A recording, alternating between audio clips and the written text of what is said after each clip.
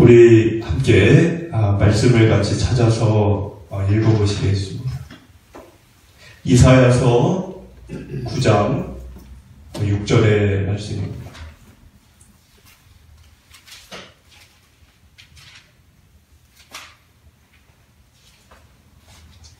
우리 9장 6절의 말씀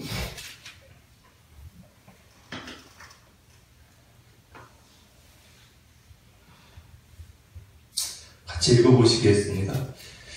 이는 한 아기가 우리에게 낳고 한 아들을 우리에게 주시려 되는데 그의 어깨에는 정사를 메었고 그의 이름은 기묘자라 보좌라 전능하신 하나님이라 영존하시는 아버지라 평강의 왕이라 할 것입니다.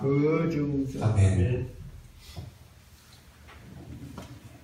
우리가 드리는 예배 또 하나님을 독대하고 대면하고 하나님을 꼭 예배당이 아니더라도 하나님을 찾는 모든 곳 그 시간과 그 장소와 그 하루가 복되고 아름다운 줄로 믿습니다.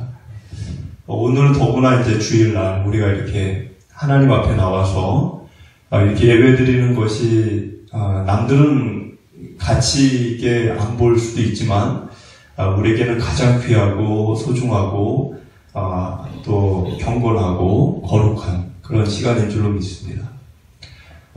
예배가 기쁨이 되고 즐거움이 되시기를 축복을 드립니다.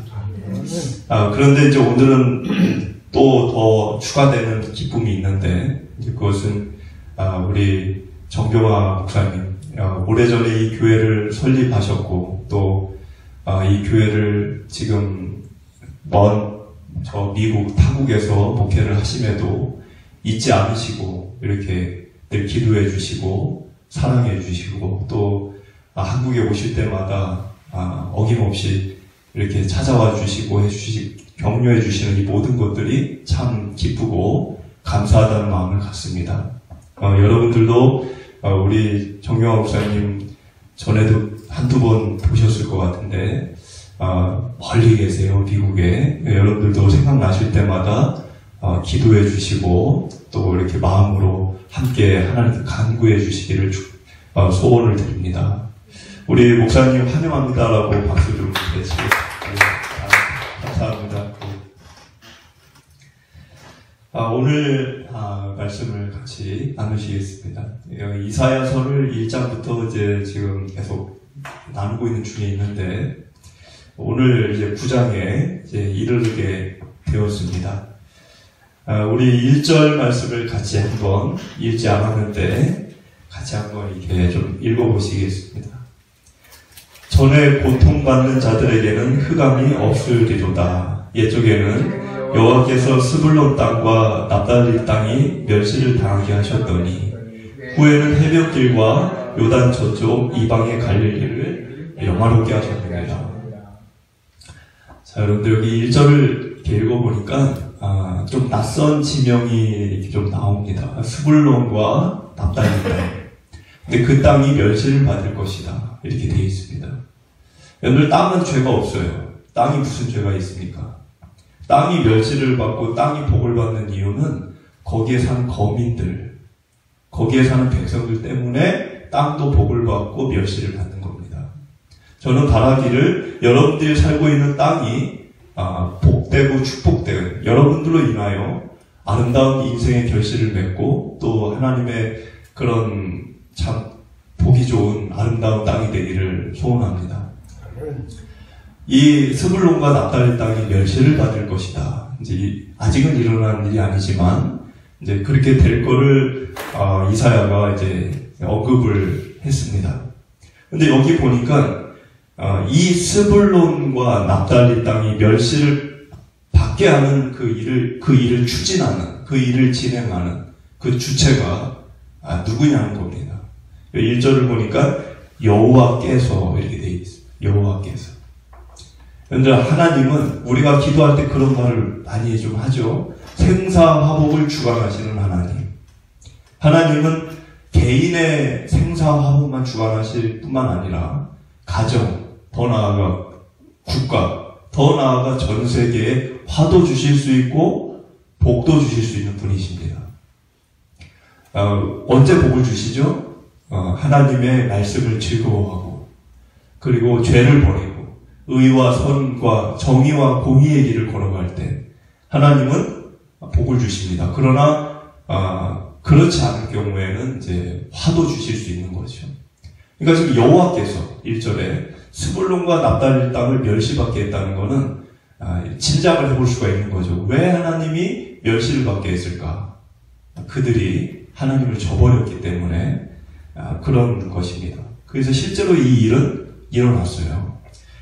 제가 앞에 화면에 열왕기하 15장 29절을 이렇게 또 띄워놨는데 열왕기하 사건을 보면 이스라엘 왕 베가 때 아수르가 갈릴리와 납달리 온 땅, 그러니까 스불론과 납달리라고 하는 이 땅은 갈릴리 인근에 있는 땅입니다.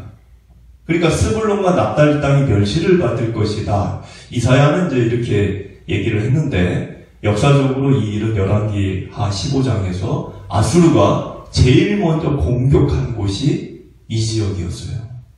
그러니까 이스라엘이 타국 민족으로부터 가장 먼저 멸시를 받은 장소, 그게 스불론과 납달리였다는 겁니다. 그 이유는 뭐죠? 이사야가 그 전반부에서 늘 얘기했죠. 고발을 했죠. 너희들의 죄과 이와 같다. 얼마나 많이 고발을 했습니까? 근데 이 죄는 남유다에게 고발을 한 거지만 남유다만의 문제가 아니었어요. 아브라함 언약의 그 정말 이 출애굽을 한 선택된 이 이스라엘, 다윗 이후에 두 개로 나뉘어졌지만 북이스라엘과 남유다가 모두 다 서로 경쟁하듯이 하나님 앞에 온갖 죄를 지고 있었습니다. 그래서 이것은 비단 남유다만의 문제도 아니고 북이스라엘과 남유다가 모두 다 하나님 앞에 행악을 하고 있었기 때문에 하나님은 이제 이사야를 통해서 멸시를 받을 것을 이야기를 했다는 겁니다. 그런데 요 1절을 이렇게 뒤를 보니까 이런 말이 있어요. 멸시를 당하게 하셨더니 그 얘기는 멸시를 받았는데 그 다음은 어떻게 다른 일이 일어났다는 거죠. 1절을 보니까 갈릴리를 영화롭게 하셨느니라. 여러분들 멸시를 받게 했다가 나중에는 영화롭게 했다는 거예요. 이게 조금 이해가 안 되죠.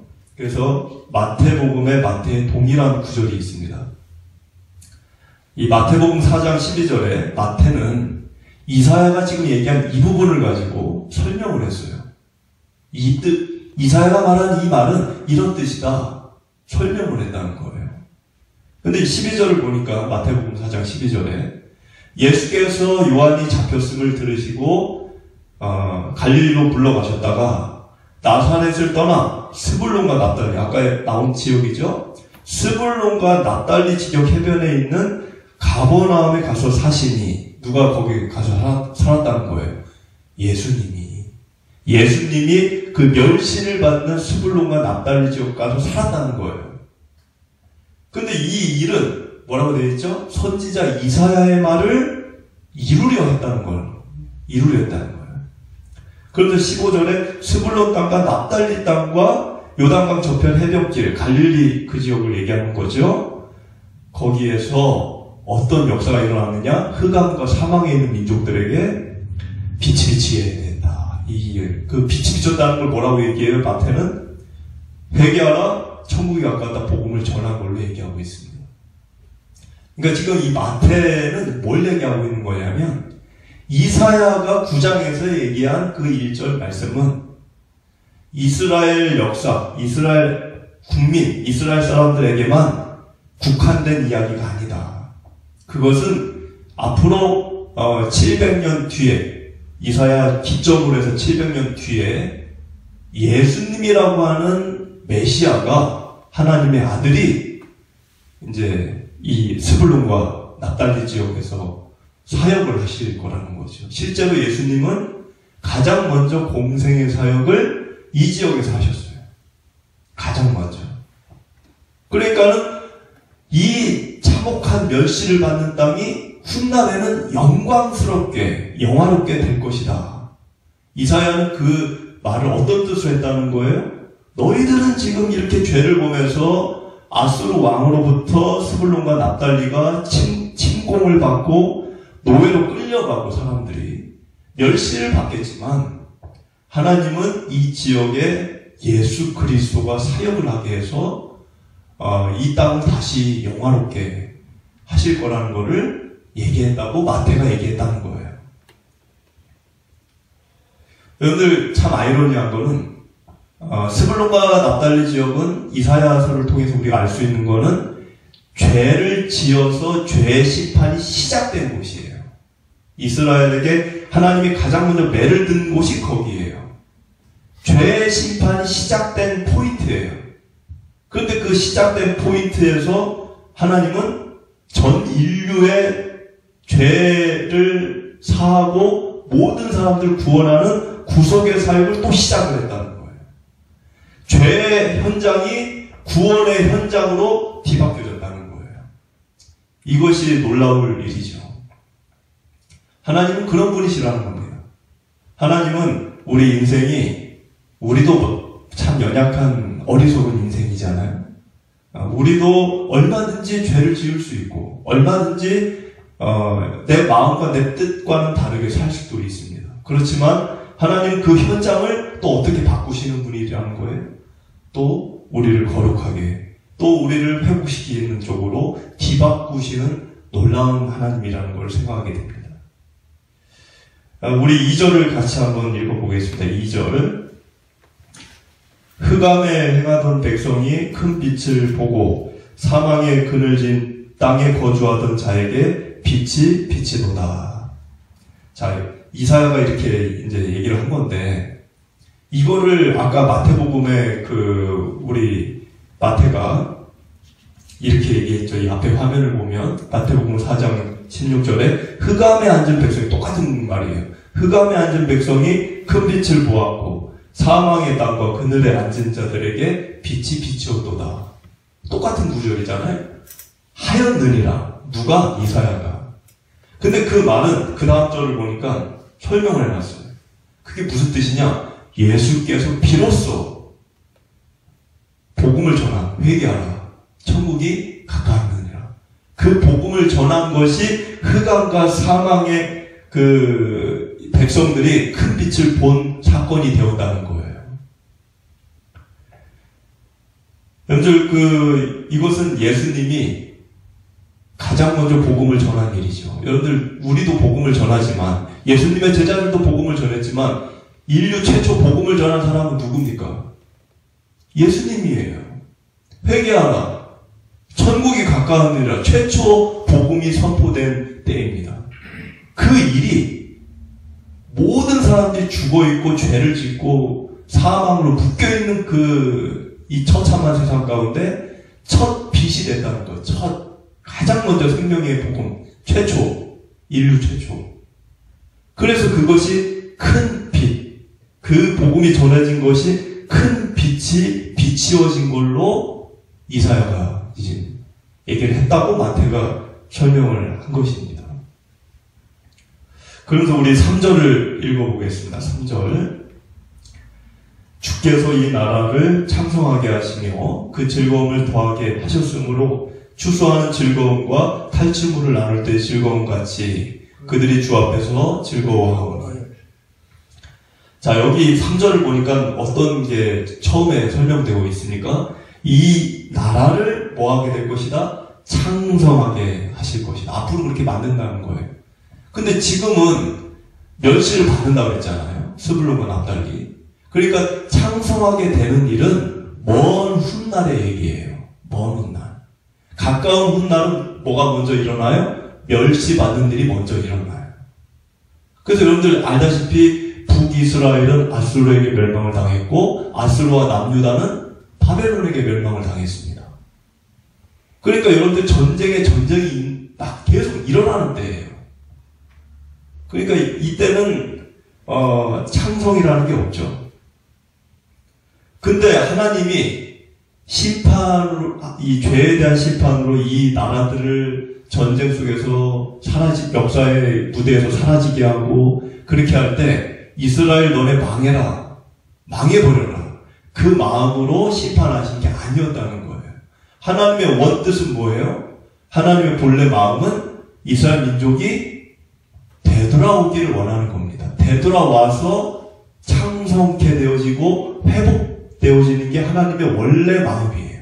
근데 그거를 할 수가 없어요, 지금은. 그걸 하려면 심판을 할 수밖에 없는 겁니다.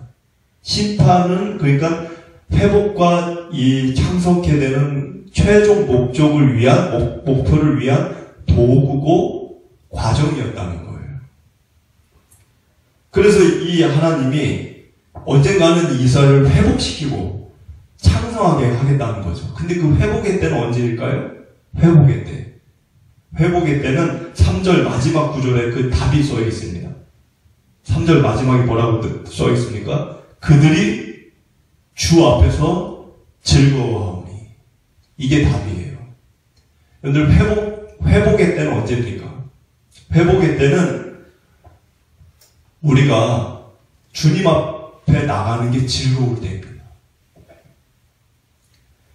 여러분들 그 즐거움을 지금 이 3절에서는 뭐라고까지 설명을 했냐면 추수하는 즐거움, 탈취물을 나눌 때 즐거움과 같은 즐거움이라고 얘기했어요. 여러분들 가뭄이 연이어지는 가뭄 속에 풍년이 와서 추수를 했나? 그 즐거움이 어떨 것 같습니까? 아사자들이 막 나오다가 풍년이 돼가지고 추수를 해요. 농부들의 그 기쁨이 어떨 것 같습니까? 저는 농사를 안 해봐서 모르겠지만 기가 막히겠죠. 그리고 여기 지금 탈취물을 나눌 때 즐거움, 탈취물이라고 하는 건 뭐 노력을 했다 이런 의미라기보다는 전쟁에서 승리한 기쁨을 얘기하는 겁니다. 왜냐하면 당시에는 전쟁에서 이겨야지만 탈취물을 이렇게 획득을 하는 때였죠. 그러니까 탈취물의 즐거움이라는 거는 뭘 이렇게 노력을 했다는 게 아니라 전쟁 가운데서 이겼다. 그 이긴 자의 기쁨을 얘기하는 겁니다. 근데 우크라이나 지금 전쟁하고 있는데 우크라이나 아직 전쟁이 안 끝났잖아요. 근데 우크라이나 민족이 러시아와 싸워서 이겼다. 그럼 우크라이나 국민들의 기쁨이 어떨 것 같습니까? 근데 그 기쁨만큼, 그 기쁨 이상으로, 기쁨만큼 어떤 기쁨이 있어야 된다는 거예요? 하나님을 즐거워하는 기쁨이 있어야 된다는 겁니다. 그게 회복의 때예요. 오늘 돈이 많고 뭐 내가 원하는 목적을 이루고 성공을 하고 남들에게 인정과 박수 갈채를 받는 게 회복이 아닙니다. 회복은 내가 하나님이 너무 기쁜 거예요. 아무것도 없어도. 여러분들 이 부분에 대해서 우리가 깊이 한번 좀 생각을 하고 가야 되는데 지난 한 주 아니면 여러분들 지난 모든 전반부의 생애를 되돌아보실 때 언제가 가장 기쁘셨습니까? 한번 생각을 해보세요. 언제 나는 기뻤을까? 사랑하는 이와 사랑의 관계가 깊어졌을 때, 또는 그 사람과 결혼하게 되었을 때, 또는 첫 아이를 낳았을 때, 또는 그 아이가 아빠 엄마라고 처음 불러줬을 때, 또 그 아이가 커서 좋은 대학 가고 좋은 직장을 얻었을 때, 내가 여행을 가고 내가 원하는 직장에 들어갔을 때 승진하고 성공하고 인정받을 때 기쁠 수 있습니다. 당연히 기쁘죠. 근데 그 기쁨만큼 하나님 앞에 나아갔을 때, 하나님을 찾을 때 나에게 그 정도만큼의 기쁨이 누려졌냐라고 하는 것입니다. 만약에 그런 일이 나에게 별로 없었다. 교회는 오고 가고 예배는 드렸지만 나에게 하나님을 찾는 기쁨이 별로 없었다. 그러면 우리는 아직 더 가야 될 길이 남아있는 겁니다. 예배를 드리고 많은 이들이 교회를 다닙니다. 근데 뭐 기쁨이 없어요. 예배를 마치고 돌아가는 사람들 얼굴에 기쁨이 없습니다. 한 주를 살면서 기쁨이 없어요. 하나님을 만나고 경험하고 찾는 기쁨이 사라진 시대를 우리는 살고 있습니다. 여러분, 회복의 때라는 거는 다른 말로 또 표현하면 부흥의 때입니다. 회복이 부흥이에요. 곧. 그 부흥이라고 하는 거는 거창하게 뭐 말한다기보다 하나님을 만나고 찾는 일, 하나님을 생각할 때마다 너무 기쁜 거예요. 그게 부흥이고 그게 회복입니다. 우리 4절을 같이 한번 읽어보겠습니다. 4절. 이는 그들이 무겁게 맨 멍에와 그들의 어깨의 채찍과 그 앞제자의 막대기를 주께서 꺾으시되 미디안의 날과 같이 하셨음이니이다. 그러니까 하나님은 아까 제가 언급했던 대로 화도 주시고 복도 주실 수 있는 주권을 갖고 있는 분이십니다. 근데 전제가 있어요. 죄를 버리고 의와 선을 즐거워하고 하나님을 즐거워하고 이런 사람에게 복을 주시는 거죠. 근데 그렇지 않은 자에게는 이제 화가 임하는 거죠. 근데 주님께서 이제 정말 선과 의를 사랑하고 그 길을 가려고 하는 의인에게 복을 주실 때 어떤 일이 벌어지느냐? 4절과 같은 일이 벌어진다는 거예요. 4절에 뭐가 써있죠? 그 의인의 목을 꽉 누르고 있는 그 멍에를 하나님이 부수어버리겠다는 거예요. 그리고 그 의인을 괴롭히는 막대기, 가해하고 있는 누군가가 때리고 있는 거죠. 그 막대기를 주님이 딱 붙잡고 부러뜨리겠다는 겁니다. 표현이 아주 드라마틱하죠. 우리가 인생을 흔히 어떻게 표현하죠? 무겁고 버겁고 한 발짝 한 발짝 내딛기가 천근만근 같고 그런 삶이라고 우리가 표현할 때가 있습니다. 인생은 그럴 순간이 있어요. 그런데 우리는 저와 여러분들 그런 인생을 여전히 사는데 그런 우리들에게 하나님의 위로와 도우심이 있게 되기를 간절히 소망합니다. 근데 그 일은 언제 이루어지느냐? 우리가 의와 선을 사랑하고 죄를 미워하고 하나님을 즐거워할 때 일어난다는 거예요. 그래서 우리는 기도할 때 이 부분을 좀 인용해서 하나님 앞에 기도해도 좋겠다 이런 생각을 좀 해봤습니다. 하나님께 기도할 때 이 말씀을 인용하는 거예요. 하나님, 내 인생이 지금 괴롭습니다. 주님은 선과 의를 사랑하고 하나님을 즐거워하는 자에게 그 사람의 삶을 무겁게 누르는 멍에를 부수시겠다고 하셨고, 그 사람에게 매를 가하고 있는 자들의 그 매를, 막대기를 붙잡아서 꺾어 부러뜨리시겠다고 하지 않으셨습니까? 주님, 제가 여기 있습니다. 나를 기억하여 주시옵소서. 나를 잊지 말아 주시옵소서. 내가 주님을 기뻐하고 즐거워하기를 원하나이다. 이렇게 이 구절을 좀 인용해서 우리가 하나님 앞에 기도하면 얼마나 좋을까. 만약에 그렇게 우리가 그 길 정말 걷게 된다면 4절에 있는 말씀처럼 여러분들 사사기 시대에 미디안이라는 그 민족이 이스라엘을 7년 동안 괴롭혔습니다. 근데 기드온이라는 사사가 나와서 그 미디안들을 꺾어버렸어요. 그것처럼 4절에도 기록이 되어 있죠. 그거와 같은 일이 저와 여러분에게 일어날 수 있다는 것을 말씀해 주신 것입니다. 우리 5절을 읽어보겠습니다. 어지러이 싸우는 군인들의 신과 피 묻은 겉옷이 불에 섭같이 살라지리니.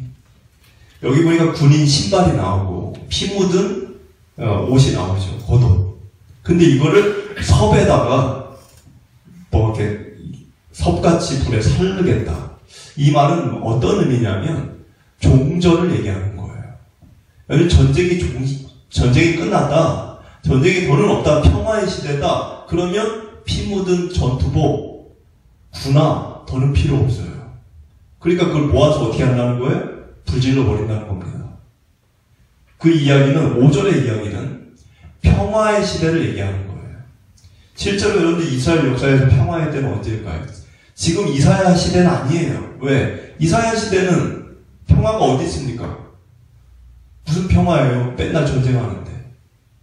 이스라엘 나라의 평화는 언제 왔죠? 사실 북이스라엘이 아수르에게 망하고 아수르와 남유다는 바벨론에게 망하고 바벨론이 페르시아에 망했죠. 고레스에게. 그 고레스가 무슨 일을 했습니까? 이스라엘을 귀환하게 했어요. 예루살렘으로. 비로소 그때가 회복했대. 그때가 평화의 때예요. 전쟁이 필요 없는 이제 시기가 이제 오기 시작하는 때였지만, 사실 이 구절은 이스라엘 역사, 앞으로 이스라엘 사람들에게 뭐 전쟁이 사라지고 평화의 때가 온다, 그것만을 얘기하려고 이사야가 얘기한 게 아닙니다. 이것은 지금 이 5절과 그 다음 절에 나오는 6절은 앞으로 오실 예수님의 이 땅에 오시는 목적과 이유를 설명하기 위해 언급한 부분이라는 것을 생각해야 합니다. 여러분들, 예수님은 이 땅에 왜 오셨을까요? 안 오셔도 되는데 굳이 왜 고생하시러 오셨을까요? 하나님과 인간 사이의 관계를 화평과 화목을 주기 위해 오신 겁니다. 화평과 화목, 평화의 시대죠. 여러분들, 바울은 이 앞에 화면을 보시면 로마서 5장에서 바울은 뭐라고 그랬죠? 하나님과 우리가 원수라고 그랬어요. 원수는 뭡니까? 적과 적이에요. 싸우는 중이에요. 하나님과 우리는 전쟁하듯이 싸우는 적과 적, 원수, 철천지 원수 같은 사이였다는 거예요. 그런데 그랬던 우리가 화목하게 됐다는 거예요. 누구로? 하나님의 아들 예수의 죽으심으로. 그러니까 여러분들, 아까 피 묻은 옷, 군화, 이제 필요 없어. 이제 불태워도 돼. 그 평화의 시대를 얘기하는 건데, 하나님과 인간 사이의 그 평화, 그거를 이루신 분은 예수님이셨다는 거예요. 에베소서 2장에 너희가 전에는 멀었다, 멀리 있었다, 하나님과 멀어졌다는 거죠. 근데 예수님의 피로 가까워졌다. 그가 우리에게 화평을 주셨다. 하나님과 인간 사이의 화평을 줬다는 거예요. 평화가 없었어요. 평화가 없었다는 거고, 하나님과 우리 인간 사이에 평화가 없었어요. 전쟁 중이었다는 거죠. 근데 그 막힌 담을 헐어버렸다는 거예요. 자신의 육체로. 여러분들, 우리 6절을 같이 한번 또 읽어보겠습니다. 6절, 마지막 구절이죠. 오늘 본문. 이는 하나기가 우리에게 낳고 하나들을 우리에게 주신 바 되었는데 그의 어깨에는 정사를 메었고 그의 이름은 기묘자라 모사라 전능하신 하나님이라 영존하신 아버지라 평강의 왕이라 할 것이니라. 이 구절은 여러분들이 많이 아마 읽으셨던, 들으셨던 유명한 구절이죠. 근데 여기 첫 구절 시작이 어떻게 되죠? 한 아기는 예수님의 성육신을 얘기하는 겁니다. 그렇죠? 인간의 아기로, 이 아기로 태어난다는 얘기잖아요. 예수님의 성육신을 지금 이야기하는 겁니다. 근데 예수님이 왜 성육신에서 아기로 태어나셨냐? 왜 태어나셨을까요? 우리에게 죄의 사함을 얻게 하고 구원을 주시고 그로 인해서 하나님과 우리 사이의 화평함과 자기 육체를 통해서 담을 허무시기 위해 하나님과 우리 사이에 전쟁이 아니라 원수가 아니라 화평함을 이루기 위해 그래서 기쁨과 자유함을 주시기 위해 아기로 오신 거죠. 그거를 빌립보서에서는 이렇게 얘기합니다. 이 앞에 화면에 너희는 예수의 마음을 품으라 이렇게 얘기하죠. 바울이. 그러면서 그는 근본 하나님의 본체시나 하나님과 동등됨. 그러니까 그게 뭐예요? 예수님이 하나님이라는 거예요. 예수님이 하나님의 아들이니까 하나님이 아닌 게 아니고 예수님은 하나님의 본체고 하나님과 동등된 분이라는 거예요. 그런데 그거를 버렸다는 거예요. 그래서 7절에 자기를 비워 종의 형체를 가지사 사람들과 같이 되셨고 이게 성육신이죠. 한아기. 사람의 모양으로 나타나서 한아기. 자기를 낮추시고 죽기까지 복종하셨다. 여러분들이 하나님은 왜 우리에게 하나들을 이렇게 주셨을까? 이 부분을 깊이 생각해 볼 필요가 있는 거죠. 여기 보니까 6절에, 본문 6절에 한 아들을 우리에게 주신 바라고 돼요. 주신 바. 그 얘기 뭡니까? 하나님이 우리에게 주셨다는 거예요. 하나님이. 우린 받은 거죠. 얻은 거죠. 우리가 달라고 한 적도 없죠. 근데 오신 그분은 여기 보니까 정사를 어깨에 메었다. 정사라고 하는 거는 이제 통치권, 주권, 권세, 이런 의미가 있죠. 기묘자라 모사라, 어떤 이제 주석이나 성경은 놀라운 상담가로 번역이 되어 있습니다. 그것은 인간의 경험과 인간의 이성과 지식으로는 다 알 수 없는, 인간의 것을 뛰어넘는 지혜자라는 의미가 있는 것입니다. 그리고 전능하신 하나님이라. 예수님이 곧 누구라고요? 전능하신 하나님이라. 예수님은 하나님의 아들 되시지만 본성 자체가 본체가 하나님이에요. 동등된 분이에요. 그런데 인성을 갖고 아기로 오신 거죠. 그러니까 하나님은 인성이고 전능하신 하나님은 신성이죠.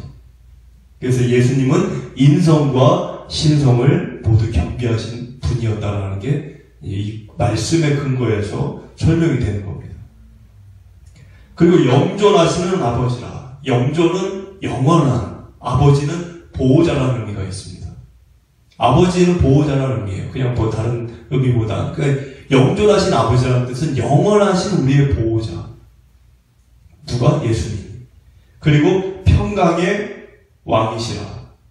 오늘 말씀의 제목이죠. 사루샬롬. 평강의 왕이시라. 그런데 이 원어가 샬롬으로 되어 있어요. 샬롬. 샬롬은 잘 아시죠? 하도 많이 우리가 인사말로 쓰니까. 근데 이 샬롬이라는 말의 그 의미는 온전하다, 완전하다, 이런 의미가 있습니다. 원래는 화평이다, 평화다 우리가 이렇게 알고 있는데, 원래 기본 기초 의미는 온전하고 완전하다, 조화를 이루고 있는 그런 뜻입니다. 그러다 보니까 샬롬은 그냥 이스라엘 사람들이 헤어지고 만날 때만 쓰는 말이 아니에요. 흠이 있거나 깨져 있거나 모자라지 않은 상태, 그게 샬롬이에요. 그러니까 육신의 샬롬. 육신의 샬롬이면 뭡니까? 건강이에요. 당신에게 육신의 샬롬이 있기를 원한다. 그럼 건강하기를 원한다. 스가랴서의 샬롬의 추수라는 말이 있죠. 그럼 뭡니까? 온전한 추수, 부족함이 없는 추수, 모자람이 없는 추수, 풍년을 얘기하는 겁니다. 당신에게 그 추수의, 샬롬의 추수가 있기를 원한다? 그럼 풍년이 있기를 기원하는 겁니다. 전쟁에서 돌아올 때 샬롬이 있기를 기원한다. 그게 뭡니까? 승리를 기원한다는 뜻입니다. 사람과 사람 사이에 샬롬이 있기를 원합니다. 그 얘기는 이웃들과의 관계가 화목하고 화평하기를 원합니다.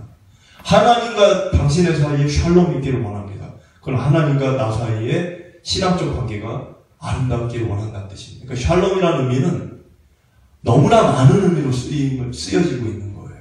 단지 만나고 헤어질 때 안녕하세요 그런 뜻이라기보다는. 근데 그 모든 샬롬, 우리 인생의 모든 샬롬, 부족함이 없고 깨짐이 없고 모자람이 없고 흠이 없는 그 우리 인생의 모든 전반의 영역 가운데 샬롬, 그 샬롬을 주관하시는 왕이 누구라는 거예요? 이 6절을 보니까 사루샬롬, 예수님이시라는 겁니다. 평강의 왕 샬롬.